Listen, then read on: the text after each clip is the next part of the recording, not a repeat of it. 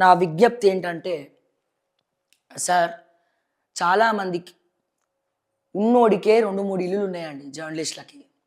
ఉన్నోళ్ళకే ఉన్నాయి సార్.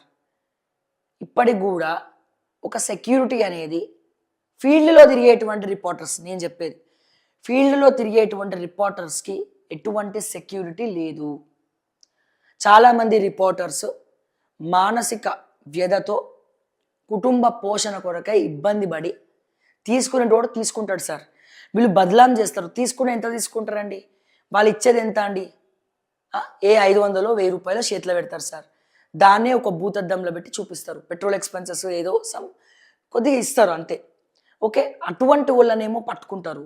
పెద్ద పెద్ద కుంభకోణాలను చేసేటోళ్ళనేమో వదిలేస్తారు. Point number 1.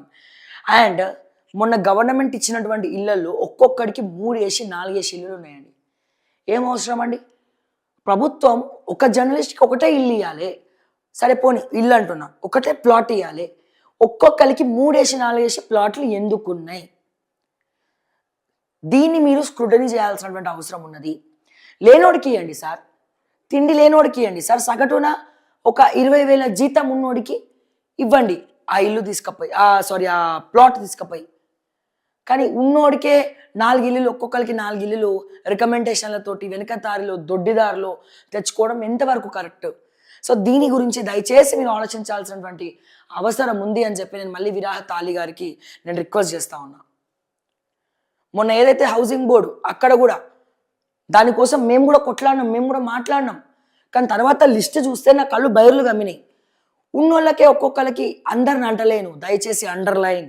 అందులో చాలా మందికి 3 వేసి 4 వేసి ప్లాట్లు ఉన్నాయి. ఎందుకు?